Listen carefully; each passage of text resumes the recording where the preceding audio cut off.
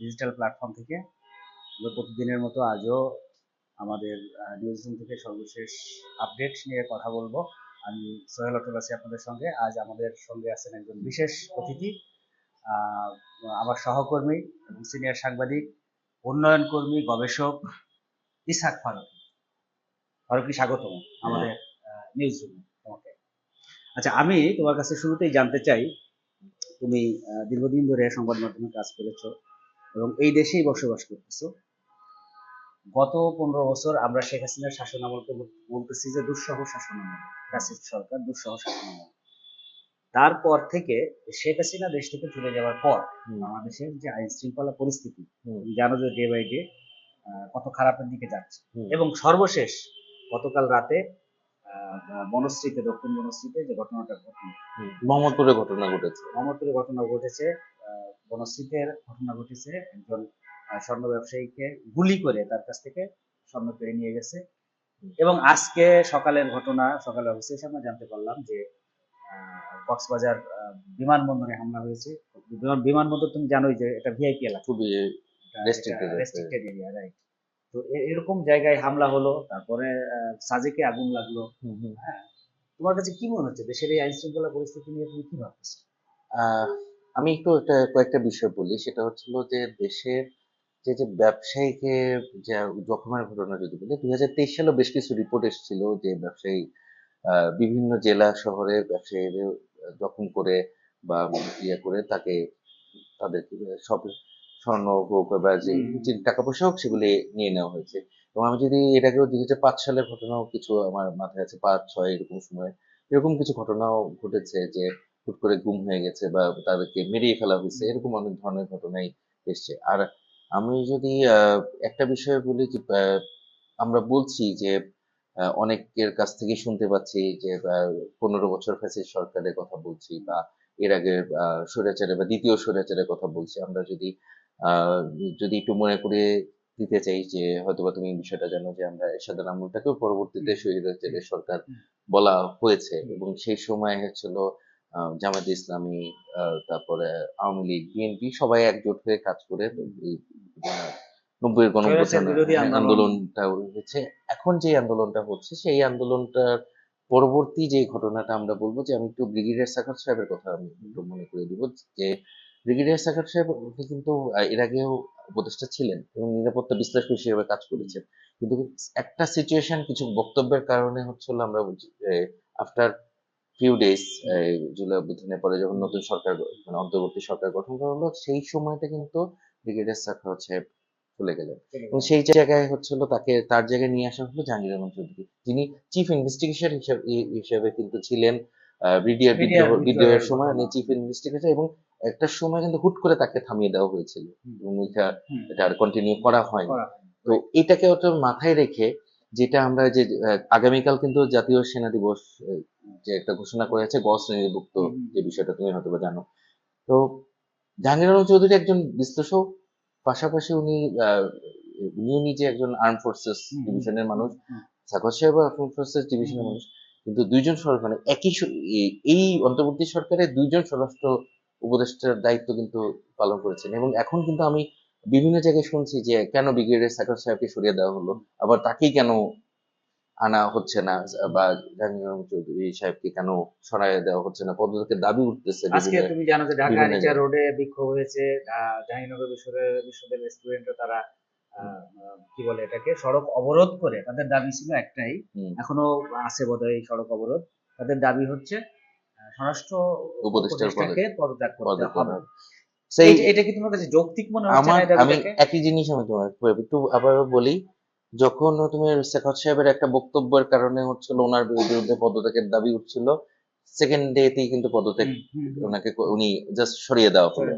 এখন আমার প্রশ্ন হচ্ছিল যে অন্তর্বর্তীকালীন, প্রথম তুমি যে বলছো যৌক্তিকতার, তার আগে আমি একটা প্রশ্ন তোমাকে করি যে অন্তর্বর্তীকালীন সরকার এটা তো আমাদের মানে অ্যাসাইন সরকার না, মানে কারো নির্বাচিত সরকার না। তো নির্বাচিত সরকার 5 বছর থাকছে। আমাদের দেশের আমরা প্র্যাকটিসে আমরা দেখি যে অনেক কিছু মানে কোন একটা ঘটনা ঘটলে পদত্যাগ হয় না, বাইরের দেশে পদত্যাগ হয়ে যাচ্ছে বা নিজে ছেড়ে দিচ্ছে, সামান্য ঘটনা পদত্যাগ করছে বা সরিয়ে দেওয়া হচ্ছে, আমাদের দেশে এখানে হয় না। এখন নির্বাচিত সরকারে হচ্ছে না, কিন্তু অন্তর্বর্তী সরকারও কিভাবে মানে আমি পদত্যাগ করবো না টাইপের ঘটনাটা আসছে, আসছে, যে রাইট, আমি যেখানে আমরা দেখতে পাচ্ছি যে উনি ব্যর্থ। ব্যর্থ। এবং বর্তমান সরকার, আমি যদি চিন্তা করি যে ওনারা যেহেতু আবারও সে পুরনো মানে আমি ফখরুদ্দিন মঈন আহমেদের যে অন্তর্বর্তী সরকার ছিলেন, সে সময় কিন্তু অনেক ধরনেরই ইনিশিয়েটিভ নেওয়া হয়েছিল, এবং তখনই ব্রিগেডিয়ার সাখর সাহেব কিন্তু আইন শৃঙ্খলার কাজটা অনেক ইয়ে ছিল, উনি তখন ইলেকশন কমিশন ছিলেন, ইলেকশন কমিশনের, এবং উনি তখন উপদেষ্টা হিসেবে কাজ করেছেন ছিল। এখন তোমার একটা বিষয় যদি আমি চিন্তা করি যে জাহাঙ্গীর আলম চৌধুরী উনি পারছেন না, উনি অন্তর্বর্তী সরকার, একে তো ইন্টারিম, তার উপরে পারছেন না, উনি ইচ্ছা করলে কিন্তু পদত্যাগ করতে পারেন। এক্স্যাক্টলি। আমি এই আমি জায়গাটা কিন্তু এখানে কিন্তু কোনো মানে দ্বিমত পোষণ করার বিষয় না যে আমি আমি তো নির্বাচিত সরকার না, আমি তো হ্যাঁ, আমি জাস্ট আমি একজন কেয়ারটেকার গভর্নমেন্ট, সে ইচ্ছা করলে তাকে তাকে দিয়ে যখন হবে না, একটা বাড়ি নিরাপত্তা যদি একজন কেয়ারটেকার, আমি খুব খারাপ ভাবে জিনিসটাকে হয়তো বা বলছি, কিন্তু বিষয়টা তো টেক কেয়ার করার দায়িত্বটা তো ধরেন দেশটাকে তো কেয়ার দেশটাকে করার দায়িত্ব উনি তার। টেক কেয়ার করছেন, ওনারা টেক কেয়ার যেহেতু যখন করতে পারছেন না, তাকে পদত্যাগ করাটা হচ্ছে এখন যৌক্তিকতার জায়গায় চলে এসেছে যে পদত্যাগ করা উচিত। এবং তারপরে গত রাতে উনি ৩টার সময় অনেককে ডেকে ডেকে মানে উনি সংবাদ সম্মেলন সংবাদ করলেন। সম্মেলন করলেন। এটাও হচ্ছিল এখন আমাদের বাংলাদেশ ইতিহাসে কখনোই এই রকম ভাবে আমরা রাতের বেলা কোনো প্রোগ্রাম অ্যাটেন্ড উনার এই করার রাত জায়গাটা। ৩টার সময় ডেকে সংবাদ সম্মেলন করাটার একটা ভিন্ন মানেও আছে, যে তাইলে দেশের অবস্থা কত খারাপ, হুম, আইন শৃঙ্খলা পরিস্থিতি কত খারাপ, যে রাত ৩টার সময় ওনাকে হ্যাঁ, ডেকে সংবাদ সম্মেলন সম্মেলন করতেছে, করতে। বোঝাইতে হচ্ছে যে এটা দেখো তোমার ওই যে তোমার কথা সূত্র ধরে বলতেছি যে এই সরকার তো নির্বাচিত সরকার না। হুম, আর এই সরকারের কাছে আমরা নতুন কিছু বিষয় আমরা আশা করছিলাম, নতুন কিছু ঘটনা সংস্কার। ঘটবে, নতুন কিছু আসবে আমাদের সামনে, তারা কিছু দৃষ্টান্ত রেখে যাবে। হুম, যেমন আগের সরকারের মন্ত্রীদেরকে আমরা ঠেলেও নামাইতে পারতাম না হুম, চেয়ার ছেড়ে, কিন্তু এই সরকার আমরা চাচ্ছিলাম দৃষ্টান্ত স্থাপন করুক যে আমি ব্যর্থ, আমি চলে যাচ্ছি। হুম, ব্যর্থ চলে এই যায়, হ্যাঁ। দৃষ্টান্ত নট অনলি আমাদের স্বরাষ্ট্র উপদেষ্টা, তুমি দেখো এর আগে বাণিজ্য উপদেষ্টা ব্যর্থ, বাণিজ্য উপদেষ্টা বৌদ্ধ, তার আমি বলবো যে বেশ কয়েকজন উপদেষ্টা এখানে ব্যর্থতার ব্যর্থ পরিচয় দিয়েছেন। দিয়েছেন। এবং দেখা মানে মোটামুটি অনেক জায়গায় আলোচনা হচ্ছে যে টোটাল যে উপদেষ্টা পরিষদের মধ্যে 50% ব্যর্থতার পরিচয় দিয়েছে দিয়েছে অনেক। ওরা কেউ কিন্তু এবং ছেড়ে যাচ্ছে না। তাদেরকে বলাও হচ্ছে। এবং আমি একটু মনে করে দিতে চাই যে আমরা যদি বাইরের ইনফ্লুয়েন্সার যারা আমাদের বাংলাদেশ থেকে বাইরে, সেটা অবশ্যই ছাত্র আন্দোলনের সময় বলবো, বাইরে আগেও বলবো, যে বিভিন্ন সময় তারা বক্তব্য দিয়েছেন, তারা পর্যন্ত এখন এই ব্যর্থতার দায়টা তারাও নিতে নিতে চাচ্ছেন না। চাচ্ছেন তারা না। কিন্তু বলছেন যে হচ্ছে হলো ওনাদেরকে সরে যাওয়া উচিত, হুম। কিন্তু এখনো পর্যন্ত শেষ একজন মানে আমরা দেখছি না যে তাকে কাউকে সরিয়ে দেওয়া হচ্ছে বা। এবং রিসেন্টলি হচ্ছে হলো নাহিদ সরে যাচ্ছেন। হুম। এখন নাহিদ তাই সরে সরে যাচ্ছেন যাচ্ছে তার অন্য একটা নতুন দল দল গঠনের জায়গা গঠনের থেকে জায়গায়। উনি সরে যাচ্ছেন। কিন্তু আলটিমেটলি যদি নির্বাচিত সরকারের মতো আচরণ যদি হচ্ছিল তত্ত্বাবধায়ক সরকারের মধ্যে থাকে, হুম। তাহলে এটা কিন্তু আসলে কাম্য আমরা নয়, এটা আশা করি আশা নাই, করি না। এবং এটা আমরা আশা যদি করি নাই। আগস্ট থেকে ধরে এই পর্যন্ত, মানে এই ফেব্রুয়ারি শেষ হয়ে যাচ্ছে, এতগুলি মাসে আমরা সংস্কার কমিশনে কিছু মানে দলিল উত্থাপন ছাড়া হুম। আর কিছু মহাপরিকল্পনার কথা হুম। ছাড়া হুম। আমরা কিন্তু আদতে এত কোনো বড় কোনো সংস্কার আমরা কিন্তু এখনো পর্যন্ত এখনো দেখিনি। পর্যন্ত দৃশ্যমান হয়নি এদিকে কোনো আমাদের সামনে। দৃশ্যমান হয় নাই যে আমরা এটাকে পুরোপুরি, আমরা যেটা দেখেছি যে গত আগের সরকার এই প্রবলেম করেছে, সেই প্রবলেমগুলি হয়েছে। এখন এটা নিয়ে আলোচনা হয়েছে যে বিভিন্ন জায়গায়, হ্যাঁ বলছেন যে আগের সরকার এটা করছে, আগের সরকার ওটা করেছে, সেটা আওয়ামী লীগ বিএনপির সময় বলেছে, বিএনপির আওয়ামী লীগের সময় বলেছে, প্রত্যেকেই কিন্তু প্রত্যেকটা সময় বলেছে। একই নির্বাচিত কথাই সরকার রিপিট যদি করতেছে রিপিট এরা। করছে, হুম। এখন যদি এইটা না করে আমরা যদি দেখতাম যে হচ্ছিল তারা এই জায়গায় একটা কাঠামোগত পরিবর্তন তারা এনেছে, শুধু ওই আগের মতো করে সেই ঘটনাগুলি না, বা এখন ফেলিউর আইন শৃঙ্খলার যে বড় একটা ধাক্কা, মানে আমরা যে অরাজকতা প্রতিটা মানুষ একটা জিনিস তুমি এখন ফেসবুক টুইটার বিভিন্ন, এখন আমরা ফেসবুকে আলাপ করছি, এটার কারণে কিন্তু প্রতিনিয়ত মানুষজন কিন্তু জেনে যাচ্ছে কোন ঘটনাটা কখন কখন ঘটছে। ঘটতেছে, কেন তো ঘটছে। এখন মানুষজন যখন দেখবে যে আমরা এটা নিয়ে অডিট, কিন্তু সরকার সেটা নিয়ে অডিট না, তাহলে মানে বিষয়টা কই দাঁড়াইলো যে আমরা তাহলে জুলাই অভ্যুত্থানের পরে আসলে কোন সংস্কারের কথা আমরা আরেকটা বলছি। জিনিস তুমি সম্ভবত নোটিস করছো, সেটা হচ্ছে যে দেখো যখন আওয়ামী লীগের আমলে কোথাও কোনো নাশকতা হতো, কোথাও কোনো দুর্ঘটনা হতো, কোথাও কোনো অরাজকতা হতো, এটা আওয়ামী লীগের পক্ষ থেকে, সরকারের পক্ষ থেকে বলার চেষ্টা করতো যে এটা জামাত বিএনপি করতেছে হুম, দেশটাকে অস্থিতিশীল করার জন্য, হুম, এই আগুন সন্ত্রাস শান্তিন এগুলো একটা মুখস্থ ওনাদের একটা স্ক্রিপ্ট ছিল। এখন দেখো স্বরাষ্ট্র উপদেষ্টা থেকে শুরু করে অন্যান্য উপদেষ্টাদের মুখেও একটা কথা শুনতে পাচ্ছি আমরা, সেটা হচ্ছে যে আওয়ামী প্রোপাগান্ডা, আওয়ামী সন্ত্রাস, আওয়ামী লীগের লোকজন এটা করতেছে, ওটা করতেছে, সেটা করতেছে। হুম, দেখো একই কথাই, কিন্তু ওরা কথার কোনো পরিবর্তন নেই। জামাত বিএনপি জামাতের দোষ দিত, এরা দোষ দিচ্ছে আওয়ামী লীগের। হুম, কথা একই হচ্ছে। আমার কথা হচ্ছে কি, হ্যাঁ আওয়ামী লীগ রাজনৈতিকভাবে কোণঠাসা হয়েছে, তারা তোমাকে সরকারকে চাপে ফেলানোর চেষ্টা করবে। হুম, তুমি কি করতেছো, তোমার দায়িত্বটা কি? এই চাপের ঊর্ধ্বে নাগরিককে রাখা, হুম, যাতে আওয়ামী লীগের লোকজন, হুম, আওয়ামী সন্ত্রাসীরা, তাদের ভাষায় হুম, এই আওয়ামী সন্ত্রাসীরা জনগণের উপর কোনো চাপ ফেলতে না পারা, সেই দায়িত্ব তো তোমার। হুম। কিন্তু তুমি তো সেখানে ব্যর্থ হচ্ছে বাবা। সেটাই। এবং আমি একটা জিনিস বলবো যে আমরা গত আগের আমলেও আমরা দেখেছিলাম যে প্রচুর মানে মানুষের জন্য যে 18 কোটির উপরে জনগণ, সেখানে পুলিশ বলো বা আইন শৃঙ্খলা বাহিনী বলো, তাদের প্রয়োজন বেশি। এই সরকার যদি এই দায়িত্বটাও নিত যে হ্যাঁ এখানের মধ্যে কমিউনিটি পুলিশিং হোক বা পুলিশি ব্যবস্থাকে আরেকটু স্ট্রং করার জন্য যেভাবে করা দরকার, যে জিনিসটা হচ্ছে আইন শৃঙ্খলার যে কিছু ইনিশিয়েটিভ নতুন নতুন, কারণ বাইরের দেশে এখানে যারা উপদেষ্টা হিসেবে আছেন তারা প্রত্যেকেই পড়াশোনা করা এবং বাইরের দেশ থেকে অনেক কিছু তারা জেনে আসছে, তারা নিজেরা দেখে আসছেন বিভিন্ন দেশে, প্র্যাকটিস গুলি তারা জানেন। তো এটা আমাদের এখানে যদি ইমিটেট করা যায় যে আমরা কিভাবে এটাকে ইয়ে করবো, যে ঘরের মধ্যে যে বা আমাদের এলাকার মধ্যে কিভাবে একটা ডেভেলপ করা যায় বা আইন শৃঙ্খলাকে কিভাবে স্ট্রং করা যায়, সেই কোনো ইনিশিয়েটিভও আমরা কিন্তু এখনো পর্যন্ত তাদের মুখ থেকে আমরা পাইনি। Right? এবং সেই জায়গা থেকে হচ্ছিল তারা কোনোভাবেই, আমরা বলবো যে হচ্ছে হলো যে পুরনো যে আগের যে রোজ নামচা যেটা ডায়েরি, সেই ডায়েরি থেকে তারা বের হতে পারে বের না হতে পারে না। এবং সেই একই ডায়েরি পড়ে যাচ্ছেন মানে তারা আমরা নতুন প্রতিদিন। কিছু আসলে ওই অর্থে পাইনি বা পাচ্ছি না। আচ্ছা, এখন আইন শৃঙ্খলা পরিস্থিতি খারাপ এবং ভয়াবহ খারাপ, এটা দেশের প্রত্যেকটা নাগরিক টের পাচ্ছে। হুম। তোমার কি মনে হয় যে স্বরাষ্ট্র উপদেষ্টা তার ব্যর্থতা স্বীকার করে পদত্যাগ করবেন? আমি যেটা মনে করি যে যে পরিমাণ চাপের মুখে মানে এখন যেটা চাপ সৃষ্টি হচ্ছে, এবং ইউনিভার্সিটিতে যেটা আমরা জানছি যে ইউনিভার্সিটি এবং আরো বিভিন্ন জায়গায় যদি হয়ে যায়, এটা তার মানে করাটা তখন সময়ের দাবি হয়ে যাবে। সময়ের দাবি তো হয়ে গেছে, দাবি তো হ্যাঁ, তুলতো পুরো সে এখন। বিষয়টা মানে তার তার নিজের কোর্টে যদি আসে বিষয়টা, তার কোর্টে এটা সময়ের দাবি যে এখন তাকে পদত্যাগ করা ছাড়া আর কোনো উপায়। উনি যদি পদত্যাগ করেন তাহলে কি ব্রিগেডিয়ার সাখাওয়াত সাহেবকে আবার ফিরিয়ে আনাটা এটা উচিত হবে ওখানে? আহ তোমার মনে হয় যে উনি হ্যান্ডেল করতে পারবেন এই পরিস্থিতি? মানে আমি যতটুকু ব্রিগেডিয়ার সেক্রেটারি সাহেবের ব্যাকগ্রাউন্ড যদি চিন্তা করি, উনি মোটামুটি খুব খুব রাফ এন্ড টাফলি অনেক কিছু হ্যান্ডেল করেন। ওনাকে যদি উপদেষ্টা পরিষদের কথা ধরি, মানে আমি বাইরের থেকে কাউকে যদি না আনার কথা বলি, তাহলে উপদেষ্টা পরিষদেই ব্রিগেডিয়ার সালমান সাহেব আছে এটা হ্যান্ডেল করার জন্য। আর যদি বাইরে থেকে আনতে হয় তাহলে তো অনেক লিস্ট, অনেক তালিকা দেওয়া যাবে বা অনেক তালিকার বিষয় আমাদের সবার ইয়ার মধ্যেই আছে, অনেকেই জানে যে বিষয়টা কি।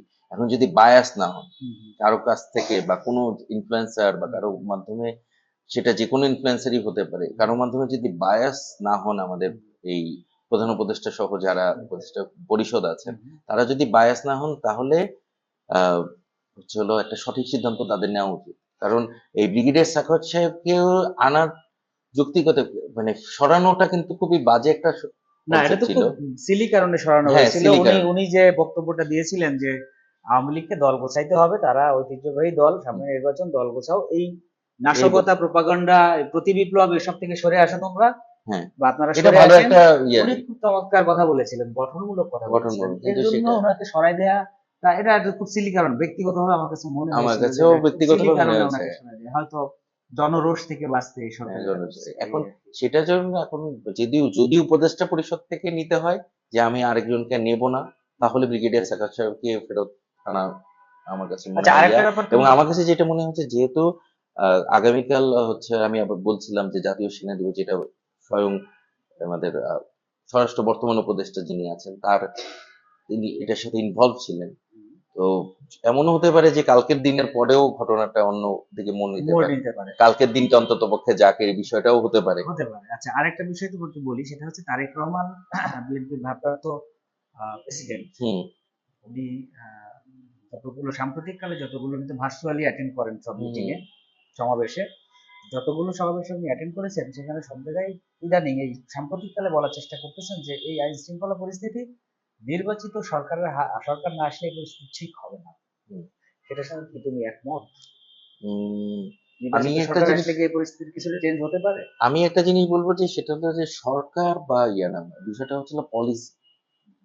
তো তুমি সরকার, সেটা যে সরকারই থাকুক, হুম। সেই সরকার যদি পলিসিগত ভাবে পরিবর্তন আনতে পারে, সেটা হচ্ছে হলো একেবারে লোকাল লেভেল থেকে শুরু করে একেবারে টপ মোস্ট লেভেল পর্যন্ত যদি পলিসি পরিবর্তন করে, তাহলে যে কোনো সরকারই সেটা করে ইয়ে করতে পারে। আমি নির্বাচিত সরকারের বিষয়টা বলতে, এখন কোশ্চেন এখানে দুইটা।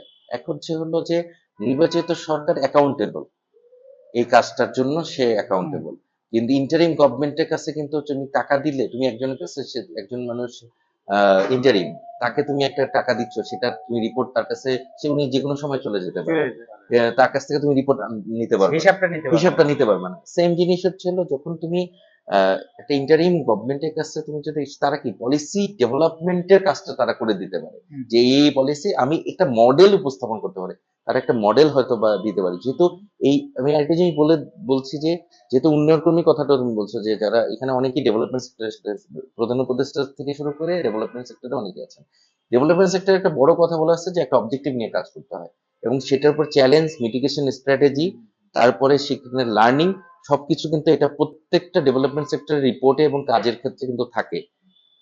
এইটা আমি এই যে বললাম যে একই জিনিসই কিন্তু এই ডেভেলপমেন্ট সেক্টরে যে প্র্যাকটিস, সেটাও কিন্তু আমি কোনো তাদের কাজের মধ্যে অবজেক্টিভ, চ্যালেঞ্জ, মিটিগেশন স্ট্র্যাটেজি বা লার্নিং কোনো কিছু আমি কিন্তু ওইটাও রিফ্লেকশন আমি দেখছি না।